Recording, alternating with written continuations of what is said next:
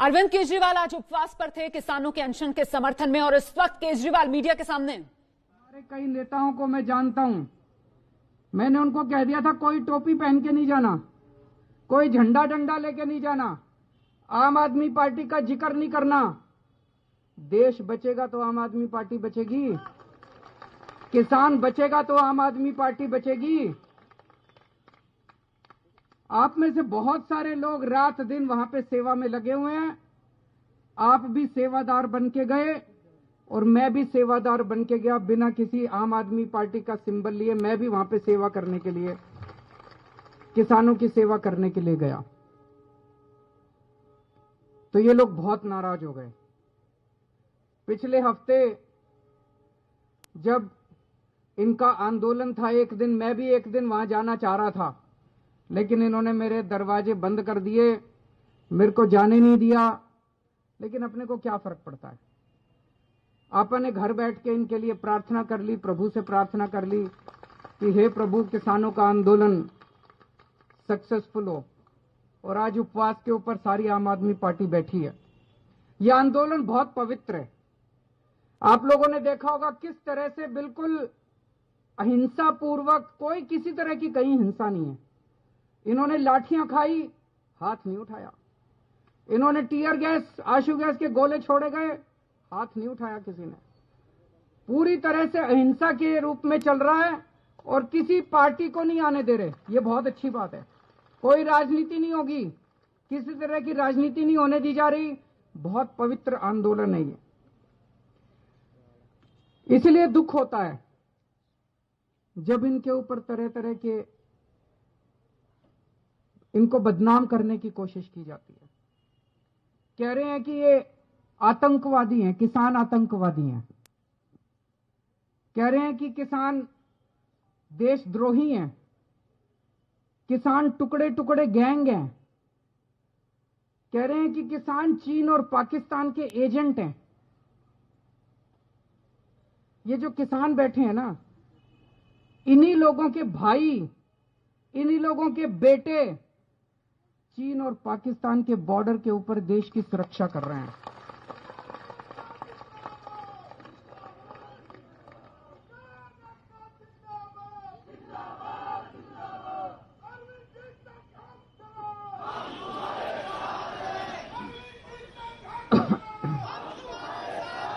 तो ये जितने नेता और ये जो लोग कह रहे हैं कि ये चीन और पाकिस्तान के एजेंट हैं, मैं इनको कहना चाहता हूं, एक दिन आप अपने बेटे बेटियों को चीन और बॉर्डर के पाकिस्तान के बॉर्डर पे भेज के देखो, तब पता चलेगा कलेजे पे क्या बीतती है।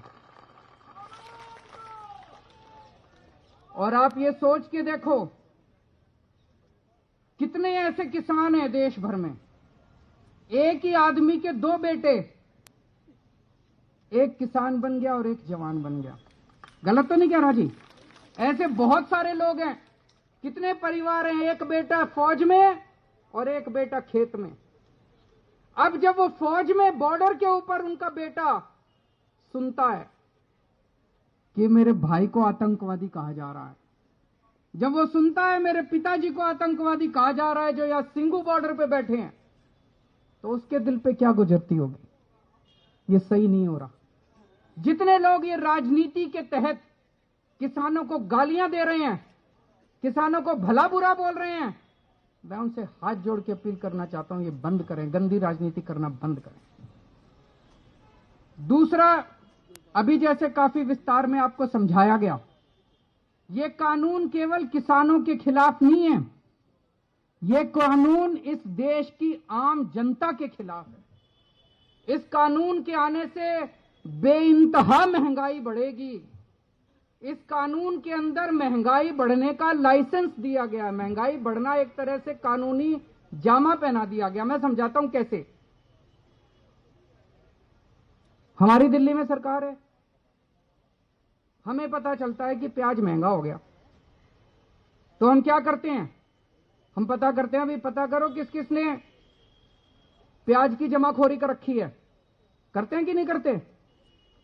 महंगाई क्यों होती है? महंगाई इसलिए होती है, कुछ लोग सारा प्याज खरीद के जमा कर लेते हैं अपने स्टोर में, मार्केट में प्याज नहीं आता, मार्केट में प्याज की तंगी हो जाती है, इसलिए प्याज महंगा हो जाता है। दाल क्यों महंगी होती है? कुछ चंद पैसे वाले सारी दाल खरीद के अपने स्टोर में वो कर लेते हैं, दाल महंगी हो जाती है, दाल की कमी हो जाती है। फिर सरकार क्या करती है? सरकार उनके गोदाम में छापे मार के वो दाल बाहर निकालती है। मार्केट में जब दाल आती है तो दाल सस्ती हो जाती है, यही करती है सरकार। अब इस कानून में लिखा है कि कोई भी आदमी कितनी भी जमाखोरी कर सकता है, ये अलाउड होगा। अभी तक जमाखोरी करना कानून में भी अपराध माना जाता था और शास्त्रों में भी पाप माना जाता था। किसी भी धर्म के शास्त्र उठा के देख लो, भाई साहब कहते थे जमाखोरी करना पाप है। पाप मानते थे, नहीं मानते थे? कानून में कहते थे अपराध है। हर चीज की एक लिमिट होती थी। भाई चना है 10,000 क्विंटल से ऊपर नहीं कर सकते स्टोर, गेहूं है इतने से ज्यादा स्टोर नहीं कर सकते, हर चीज की लिमिट बांध रखी थी। अब ये लिमिट खत्म, कोई आदमी कितना भी स्टोर कर सकता है। तो जिन जिन लोगों के पास पैसे हैं वो तो 2-2, 3-3 साल तक सामान स्टोर करके रख लेंगे। कितनी महंगाई हो जाएगी, कितनी महंगाई हो जाएगी।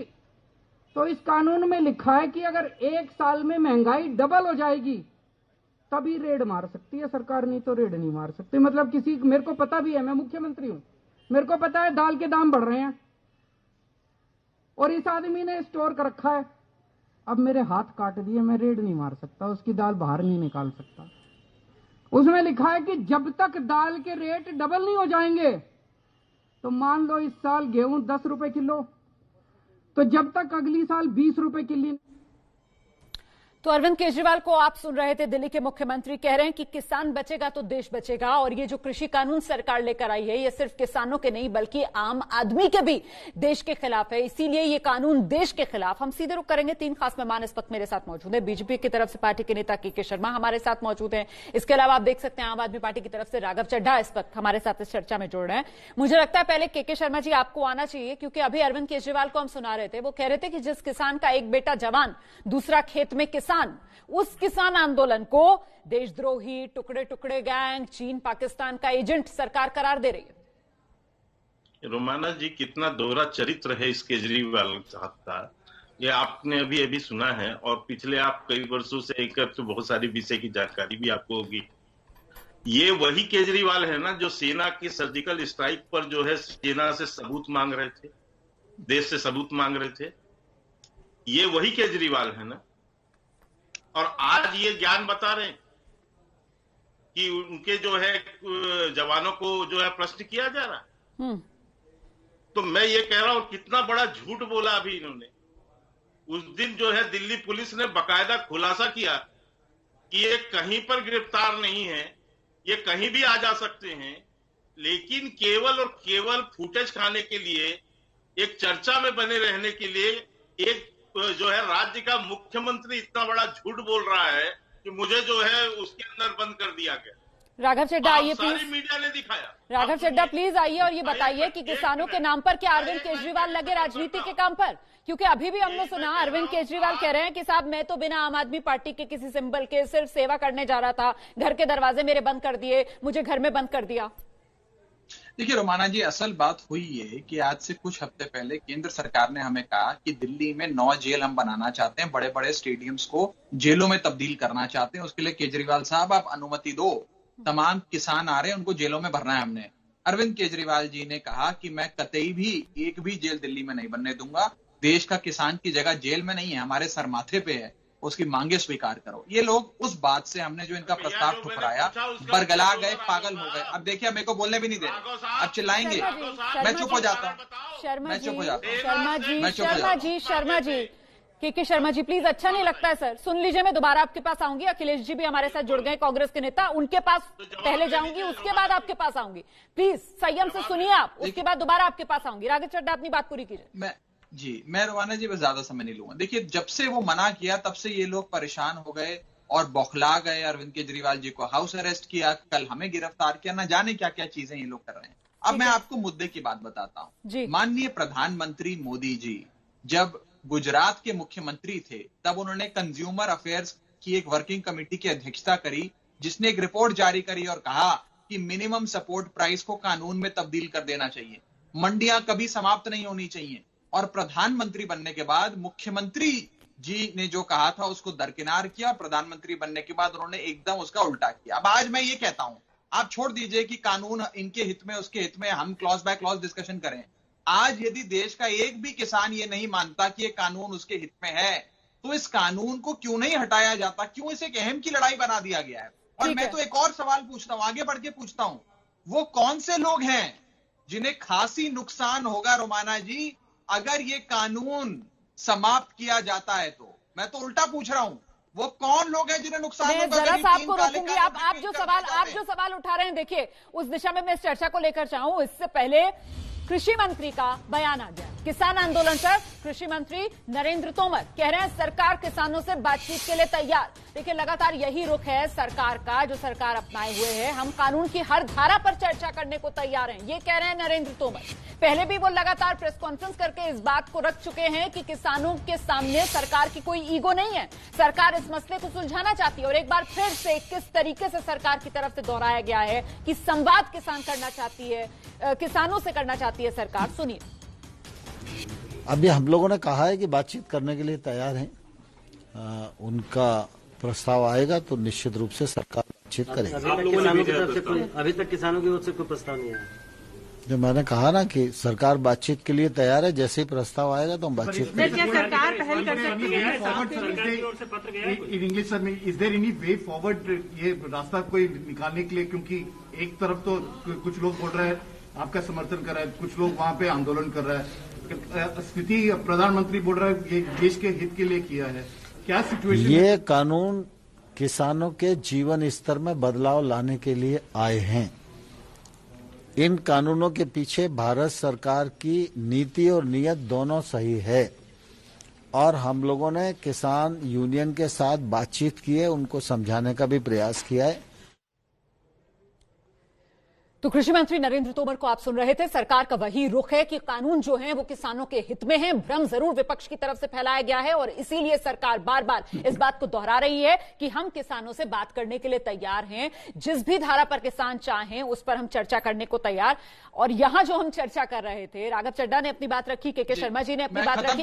मैं अखिलेश जी के पास जाना चाह रही हूं। सर एक मिनट, आपके पास दोबारा आ जाऊंगी। अखिलेश जी आप मुझे बता दीजिए सर कि जो बात कांग्रेस कह रही है कि ये कानून जो है वो किसानों के हित में नहीं है, आप भी किसानों के साथ खड़े हुए हैं, आम आदमी पार्टी और अरविंद केजरीवाल भी किसानों के साथ खड़े हुए हैं, फिर कांग्रेस को इसमें राजनीति क्यों नजर आती है? सर देखिए, आम आदमी पार्टी और बीजेपी छोटे भाई बड़े भाई हैं, किसी से छुपा नहीं है। और जब आपका भी प्रोग्राम शुरू हुआ 12 मिनट अरविंद केजरीवाल जी का भाषण चला, मैं सोच रहा था कोई एडवर्टीजमेंट है, लेकिन बाद में पता लगा कि उनको आप कवर कर रही थी। मतलब 12 मिनट अरविंद केजरीवाल जी को हमने सुना। बात दरअसल में ये है कि अभी मैं मंत्री जी की भी बात सुना था, कृषि मंत्री जी की जी। खुद ये सरकार अपने कहे में फंसती जाती है। ये कहते हैं हम बात करने को तैयार हैं, इन्होंने प्रस्ताव दिया, सरकार ने प्रस्ताव देने कहा, हम ये मानने को तैयार हैं। एक लिखित प्रस्ताव किसानों को दिया, इसका मतलब ये मानते हैं कि ये कमियां हैं और इस कमियों को हम ठीक करना चाहते हैं। तो भाई अगर आप मानते हैं ठीक करना चाहते हैं तो आप तुरंत ऑर्डिनेंस ला दीजिए। और आप कहते हैं एमएसपी हम देने को तैयार हैं, हम बोल रहे हैं, तो आप ऑर्डिनेंस ला दीजिए, कैबिनेट से पास करा दीजिए, ऑर्डिनेंस ला दीजिए और कहिए कि हम अगले पार्लियामेंट में इसको इंक्लूड कर देंगे। अखिलेश जी सुनिए, तो जो आपका रुख है यहाँ पर, अगर वो किसानों का रुख हो तो कर देना सरकार ऐसा, लेकिन किसान तो ये कह रहे हैं हम बात ही नहीं करेंगे, आप तो सिरे से खारिज करो, आप तो वापस लो इन तीनों कृषि कानूनों को। सुनिए सुनिए, रास्ता तो निकल नहीं पा रहा है ना। वही तो मैं कह रहा हूँ कि आप ये करके इस बिल को स्टे कर दो और कहो पार्लियामेंट में हम ला देंगे। अब आप करना चाहते नहीं हो, कहते हैं हम कन्विंस करना चाहते हैं। किसान गुमराह है। अरे भाई, कोई सरकार का कोई नुमाइंदा, मोदी जी हो या गोदी जी हो, मैं दोनों जी से कहता हूं, कोई ये बता दे कि किसानों की मांग को मानने में नुकसान क्या है, कोई बता दे। सर वो कानून पर तो आज हम चर्चा वैसे मैं करने के लिए नहीं बैठी हूँ, मैं तो इस मुद्दे पर चर्चा कर रही हूँ सर कि अरविंद केजरीवाल भी तो वही बात कर रहे हैं जो आप कर रहे हो, तो फिर आपकी मांग सही है, लेकिन अरविंद केजरीवाल की मांग नौटंकी क्यों लगती है? अमरिंदर सिंह पंजाब के मुख्यमंत्री हैं, वो बाकायदा ट्वीट करके अरविंद केजरीवाल की इस किसानों के साथ सहानुभूति को नौटंकी क्यों करार देते हैं? ये तो बताइए ना। अभी मैंने सुना अरविंद केजरीवाल जी का एडवर्टीजमेंट वाला भाषण कि बड़ा पवित्र आंदोलन है जी। यही सारे शब्द अन्ना के आंदोलन के समय बोलते थे अरविंद केजरीवाल जी, और कसमें खाते थे मंच से, मेरे जीवन में अगर मैं कभी भी राजनीति में आऊं तो मेरे जीवन का अंतिम काल होगा, मैं इतना निकृष्ट नहीं हूं, इतना पापी नहीं हूं, मैं तो सिर्फ व्यवस्था को बदलने आ रहा हूं। मैं उस दिन भी टीवी पे बोलता था ये राजनीति करेंगे, देख लीजिएगा, ये तरीका होता है ऐसे छलिया लोगों का। और इस तरह से इतनी कसमें खाते थे, परिवार की भी कसमें खाते थे, बच्चों की भी कसमें खाते थे, और कहते थे मैं सिर्फ इतना बड़ा आरोप लगा दिया यहाँ पर, इतना बड़ा आपने आरोप लगा दिया अरविंद केजरीवाल पर, छलिया लोग तक आपने करार दे दिया अरविंद केजरीवाल को। हालांकि बारी के शर्मा जी की थी। अखिलेश जी कांग्रेस के नेता, अरविंद केजरीवाल पर बड़ा आरोप, उन्होंने छल की राजनीति, राजनीतिक छलिया ये कहते हुए लगाया अरविंद केजरीवाल पर। राघव चड्ढा जवाब दीजिए। अन्ना आंदोलन की तरह किसान आंदोलन को भी अपनी राजनीति चमकाने के लिए इस्तेमाल कर रहे हैं अरविंद केजरीवाल, कांग्रेस कह रही है। जिस व्यक्ति को आज अखिलेश जी छलिया कह रहे हैं, उस व्यक्ति को इन्हीं की पार्टी के नेता दिग्विजय सिंह जी और अन्य नेता कहा करते थे कि अरविंद केजरीवाल जी क्या सड़क पे खड़े होकर अपना लोकपाल लोकपाल लोकपाल चिल्लाते रहते हो दिन रात? अगर है हिम्मत तो पार्टी बनाओ, चुनाव लड़ो, चुनाव जीतो, सरकार बनाओ और खुद अपना लोकपाल पारित करो। हमने कहा अखिलेश जी आपकी और आपकी पार्टी के लोगों को कि आपकी ये चुनौती स्वीकारते हैं, देश का आम आदमी खड़ा होता है, अपनी पार्टी बनाएंगे, पार्टी बनाई, चुनाव लड़ा, चुनाव जीता, सरकार बनाई, अपना लोकपाल पास किया दिल्ली में, और आपकी पार्टी बहुत बढ़िया राघव चड्ढा, बहुत बढ़िया। लेकिन फिर पैमाने अलग अलग क्यों राघव चड्ढा? बीजेपी भी तो यही कह रही है कि हमने चुनाव लड़ा, हम चुनाव जीत रहे हैं, देश का गरीब, देश का किसान बीजेपी और मोदी सरकार के साथ है, फिर केंद्र के कानून पर सवाल क्यों राघव चड्ढा? ठीक है, पहले मैं जो मेरी बात खत्म करने दी, मैं बस एक चीज अखिलेश जी को कह दूं, अखिलेश जी आपकी पार्टी वही पार्टी है जिसका सुपड़ा दिल्ली से जिस आदमी को आप छलिया कह रहे हो उस अरविंद केजरीवाल ने साफ कर दिया, और उस व्यक्ति को दिल्ली की जनता ने 3 बार मुख्यमंत्री बनाया, आजाद भारत के इतिहास में सबसे बड़े बहुमत की सरकार बनाने का मौका दिया। जिस आदमी को आप छलिया कह रहे हो, थोड़ी शर्म रखिए, थोड़ी मर्यादा रखिए बहस की। और जहां तक किसान आंदोलन की रोमाना जी आप बात कर रहे हैं, मेरा ये स्पष्ट कहना है, भारतीय जनता पार्टी से हमारा विरोध है वैचारिक और आइडियोलॉजिकल, लेकिन कांग्रेस पार्टी को तो किसान आंदोलन के बारे में बात करने का भी अधिकार नहीं है, क्योंकि इन्हीं की पार्टी के मुख्यमंत्री कैप्टन अमरिंदर सिंह उस समिति का हिस्सा थे जिस समिति ने ये 3 कानून बनाए। इनके मैनिफेस्टो में लिखा हुआ था कि ये 3 कानून हम लागू करेंगे अगर हम सत्ता में आते हैं 2019 में। ये किस मुंह से इन कानूनों का विरोध करते हैं? ये सबसे ज्यादा पक्षधर है इस कानून के। देखिए के शर्मा जी इतनी देर से अपनी बारी का इंतजार कर रहे हैं, लेकिन के शर्मा जी आपका काम कभी आप कर देती है, कभी कांग्रेस कर देती है सर, और अब कांग्रेस किस मुंह से सवाल उठा रही है मोदी सरकार के लाए कृषि कानूनों पर? जल्दी से जवाब दीजिए अखिलेश जी, फिर मैं के शर्मा जी का रुख कर रही हूँ। देखिए इनको पता नहीं है, मैं क्या बताऊं इनको, इन दोनों लोगों को, बीजेपी और आम आदमी पार्टी को सिर्फ अपना चरण वंदना करते रहना अपने नेता का, मुद्दों पे और मूल्यों पे राजनीति या उसकी बात तब करनी नहीं। हमारे मैनिफेस्टो का जिक्र कर रहे हैं, मेरा मैनिफेस्टो मेरे पास पड़ा है, जो धारा कहेंगे वो पढ़ के सुना दूंगा। अब बीजेपी का या बीजेपी के जो है वो उन्होंने सुप्रीम कोर्ट में 2015 में क्या एफिडेविट दिया था कि हम किस तरह से नहीं बढ़ा सकते, और इन्होंने किस तरह से इसी बिल को अपने असेंबली में पास किया।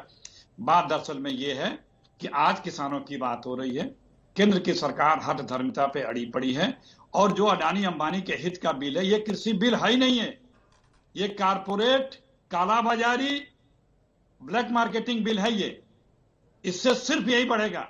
इस बिल से सर, एक ये बिल जो बात करता आप कह है, रहे हो उसके जवाब में बीजेपी की तरफ से कहा जा रहा है ये सिर्फ और सिर्फ भ्रम है जो विपक्ष की तरफ से फैलाया जा रहा है। वो जीत का हवाला देते हैं बिहार विधानसभा चुनाव में, वो उपचुनाव में जीत की बात करते हैं, वो निकाय चुनाव में जीत की बात करते हैं। मैं जरा सा के शर्मा जी के पास चलूंगी, दोनों की बात को। एक मिनट, ये कोई तर्क नहीं होता है कि कोई जीत जा रहा है तो उसका मतलब कि उस इश्यू पे उसको मोहर लग गई। बहुत से अपराधी, बहुत से दूसरे तरह के लोग भी जीत जाते हैं तो क्या मतलब उनके सारी गुनाह खत्म हो गए? ये कोई बात ये है कि जीत गए इसका मतलब ये थोड़ी मोहर लग गए। आप रोमाना जी पहले मैं बता देना, ये दोनों भ्रष्टाचारियों की बंद कराइए, कौन सा नुकसान है इस बिल से सरकार को बदलने। अखिलेश जी सुन लीजिए अब शर्मा जी को, बहुत देर से अपनी बारी का वो इंतजार कर रहे थे सर। आइए शर्मा जी। ये दोनों ही पार्टियों के मैं जो है असली चेहरा आपके सामने रख देता हूं। राघव चड्ढा बहुत अभी बड़ी श्रृंखला बता रहे थे कि उन्होंने चुनौती दी, ये दिया, वो दिया, ये फिर हमने सरकार बनाई। बीच की एक कड़ी भूल गए आप राघव चड्ढा साहब। यही केजरीवाल कहते थे मैं दोनों बच्चों के सर की कसम खाता हूं हाथ रख के कि मैं कांग्रेस से हाथ नहीं मिलाऊंगा। और तो यही कांग्रेस सरकार बनाई, जिसके बंदी कौन से गठबंधन की सरकार बनाई? दोनों ने आपको अल्पमत और गठबंधन की सरकार का फर्क नहीं पता? तो थोड़ा थोड़ा होमवर्क करके आइए। मोसेरे भाई, ये चोर अल्पमत और बहुमत की सरकार का फर्क समझ लीजिए थोड़ा सा पहले। को समझा रहे हैं ये वो जो अपने बच्चे के सर कसम खा रहा था, ये कांग्रेसी। अरे भाई किसान का बच्चा, किसान का बच्चा। एक मिनट के शर्मा जी फिलहाल अरविंद केजरीवाल को आपने भी सुना। अरविंद केजरीवाल कह रहे हैं कि साहब किसान नहीं आम लोगों के खिलाफ भी है ये कानून। वो कह रहे हैं साहब किसान बचेगा तो देश बचेगा, देश बचेगा तो हम सब बचेंगे। आप इस विरोध का मतलब समझते हैं सर? बिल्कुल, मैं बता रहा हूँ ये क्या है रोमाना जी। यही झूठ तो हम कह रहे हैं कि यही तो भ्रम फैला रहे हैं ये लोग। हाँ। ये जो 3 कानून है, इस 3 कानून में पहला कानून किसान को आजादी देता है कहीं भी बेचने का, दूसरा कानून कॉन्ट्रैक्ट फार्मिंग की बात है, और तीसरे कानून की बात अभी जो केजरीवाल जी कह रहे थे, मैं एक लाइन पढ़ देता हूँ मात्र। हाँ। इसका तीसरा जो कानून है आवश्यक वस्तु संशोधन अधिनियम विधेयक, एक लाइन इसमें, इससे उत्पाद सीमा, आवाजाही, वितरण और आपूर्ति की आजादी मिलेगी और बिक्री की अर्थव्यवस्था को बढ़ाने में मदद मिलेगा। इसमें भंडारण कहाँ है? भंडारण की बात वो कह रहे हैं कि ब्लैक मार्केटिंग होगी। मैं बता दूं, अब जवाब लेते हैं सर। आपने जो पॉइंट उठाया है उस पर जवाब ले लेते हैं राघव चड्ढा से। राघव चड्ढा, अभी अरविंद केजरीवाल को हमने सुनाया वो तो जमाखोरी हो जाएगी, और विपक्ष तो ये भी कह रहा है कि साहब देखिए ऑर्डिनेंस के जरिए कोरोना काल, संकट काल में सरकार ले आई जमाखोरी वाला ये कानून। तो फिर सर वो तो कह रहे हैं जमाखोरी का शब्द ही नहीं है कहीं पर, भंडारण का कहीं शब्द ही नहीं है। आप लोग क्यों डर फैला रहे हैं? देखिए भारतीय जनता पार्टी कहती है कानून किसान के हित में है। हम कहते हैं कि ये कानून आएगी तो कॉन्ट्रैक्ट फार्मिंग हो जाएगी। मैं इसी का जवाब दे रहा हूँ। हम ये बताते हैं कि जमाखोरी, देखिए मैं जवाब दे दूं, वो जमाखोरी ये देखिए चिल्ला करें शर्मा जी, वो जमाखोरी का इनको बंद करिए। सुनिए तो सर, वो इनका फेडर डाउन कर दीजिए। सुनने तो दीजिए, मैं भी जानना चाहती हूँ ना वो क्या जवाब देंगे। सुन तो लीजिए। आइए राघव चड्ढा। देखिए भारतीय जनता पार्टी कहती है ये कानून किसान के हित में है। हम कहते हैं कि इस कानून से एमएसपी समाप्त हो जाएगा, एपीएमसी और मंडियों का सिस्टम तहस नहस हो जाएगा, कॉन्ट्रैक्ट फार्मिंग बढ़ जाएगी, और उसी के साथ साथ जो वेयरहाउसिंग है, जो लॉजिस्टिकल सपोर्ट की बात करते हैं, जो काला बाजारी की बात करते हैं, उसका लाइसेंस अनलिमिटेड क्वांटिटीज के अंदर कॉर्पोरेट्स को स्टोरेज के लिए मिल जाएगा। ये कहते हैं, हम झूठ कह रहे हैं। अब मैं आपको कहता हूं कि देश का, सुन लीजिए, देश का एक भी किसान मुझे बता दीजिए या एक किसान संगठन बता दीजिए जो कहे ये कानून उनके हित में है। एक किसान तो होगा ना, आपका होगा या मैं भी। आप फिलहाल राघव चड्ढा जी, आप फिलहाल ये बताओ कि ये जमाखोरी वाला जो डर अभी अरविंद केजरीवाल बता रहे थे लोगों को, देश के जमाखोरी का डर कहां से आ गया? आप ये बताओ ना पहले। आप किसानों की बात कर रहे हो, यहाँ पर आप जमाखोरी का कहां से आ रहा है? जमाखोरी का इसलिए आ गया रोमाना जी, क्योंकि ये कानून कहता है कि आपको जितनी स्टोरेज करनी है क्रॉप्स की, जितनी स्टोरेज फसल की करनी है, इस पे किसी प्रकार की कोई रोक नहीं है, ना कोई टाइम लिमिट, ना कोई स्टोरेज लिमिट, ना कोई। सुन लीजिए हमारी बात सुनिए। देखिए अभी चिल्लाते रहेंगे, मैं इनके बारे में नहीं बोला। मैं भी शांत कराइए रोमाना जी, पहले इनको शांत कराइए। मैं आपसे पूछता हूँ, देश का एक किसान बताओ। आप दोनों ऐसे बहस करेंगे दर्शक समझ नहीं पाएगा ना। 1 मिनट पहले राघव चड्ढा को अपनी बात रखने दीजिए शर्मा जी, फिर दोबारा आपके पास आ जाऊंगी। सुन तो लीजिए ना शांति से। घबरा क्यों जाते हैं मेरे राघव चड्ढा जी? चलिए ठीक है सर, आप पढ़ के बता दो ना राघव चड्ढा जी। वो इतनी देर से पूछ रहे हैं आपसे, पढ़ के बता दो कहाँ पर लिखा हुआ है। सुन लीजिए। मैं जब बोलता हूँ ये मेरी आवाज को दबाते हैं कि मेरी आवाज जनता तक ना पहुंच जाए। मैं तो बड़ी सरल बात करता हूं। आपकी आवाज जा रही है दर्शकों तक, आप अपनी बात रखिए। आप तो बोलने दीजिए। जी। मैं आपसे पूछ रहा हूं, मैं बीजेपी से भी नहीं पूछता। मेरा सटीक सवाल आपसे एबीपी न्यूज से। एक व्यक्ति, एक किसान देश का या एक किसान संगठन ऐसा देश का जिसका थोड़ा मास बेस है, वो बता दीजिए जो कहे कि ये 3 कानून जो है ये हमारे हित में है। किसान कह रहा है हमारे हित में नहीं है, बीजेपी कह रही है नहीं ये तुम्हारे हित में, हम लागू करेंगे। किसान कह रहा भैया मेरी किसानी बर्बाद हो जाएगी, मेरा सब कुछ खत्म हो जाएगा, ये कानून मत लागू करो। लेकिन भाजपा कह रही है ये कानून आपके लिए बड़ा अच्छा है, हम लागू करेंगे, तुम बेवकूफ हो, तुम अपना ही फायदा नहीं समझ रहे हो, ये कानून से तुम्हारी जिंदगी बदल जाएगी, दुनिया बदल जाएगी, ये कैसी बात है? और मैं आपके पास आऊंगी दोबारा के शर्मा जी, लेकिन उससे पहले जरा जल्दी से हम अखिलेश जी का रुख करेंगे। अखिलेश जी, आपने देखा यहाँ पर किस तरीके से बीजेपी और आम आदमी पार्टी आमने सामने है, और आज तो पूरी दिल्ली सरकार सर किसानों के अनशन के समर्थन पर, पूरी दिल्ली सरकार उपवास पर। अब कांग्रेस कहां है सर? पंजाब में आप लोगों की सरकार है, कितने लोग आ गए किसानों के समर्थन में? क्या ऐसा मैसेज जा रहा है कि किसानों का सबसे बड़ा हितैषी इस वक्त केजरीवाल? ये आप केजरीवाल का बाजा बजाते रहिए, हमें कोई आपत्ति नहीं है सर। जिसको लेकर सवाल सुन लीजिए, वही तो मैं बता रहा हूँ। हम तो सर एक सवाल पूछ रहे हैं, अब केजरीवाल अगर हितैषी हो गए तो हम क्या जवाब दें? अगर किसानों के हितैषी केजरीवाल हो गए तो दूसरा जवाब बनता नहीं है। दूसरी बात, ये जो अभी बहस कर रहे थे आवश्यक वस्तु संशोधन अधिनियम पे, एक ही लाइन बदला है, और जो ईसी एक्ट है पुराना 1955 का, उसमें एक ही लाइन बदला है, आर्टिकल 3 का पैरा 1, और उस मूल का पैरा 1 पढ़ लीजिए क्या है। होर्डिंग अलाउ हो गया इसमें, दोनों धाराएं आपको पता हो। अरे मेरे पास दोनों बिल रखे हैं, दोनों में धारा पढ़ लीजिए आप। अरे मुझे बताओ आप क्या बदला है, बताओ क्या बदला है। सुनिए, हाँ सुनिए, आवश्यक वस्तु अधिनियम 1955 की 1955 की धारा 3 का उपधारा 1 के पश्चात वो पढ़कर बता रहे हैं शर्मा जी, सुन लीजिए, पढ़ रहे हैं, वो पढ़ रहे हैं। उसी धारा 3 को जिसमें मेन में लिखा है कि कंट्रोल करेगी, अब वो कंट्रोल फ्री हो गया, बस यही बदला है 40 पन्ने का। ये गलत होगा, ये गलत होगा। आप इनसे कहिए लाइन पढ़े पूरी, ये लाइन पढ़े पूरी। कौन? अरे पूरी लाइन तो पढ़ दिया, एक लाइन आपने बदला ही है। ये नेशनल चैनल में झूठ बोल रहे हैं।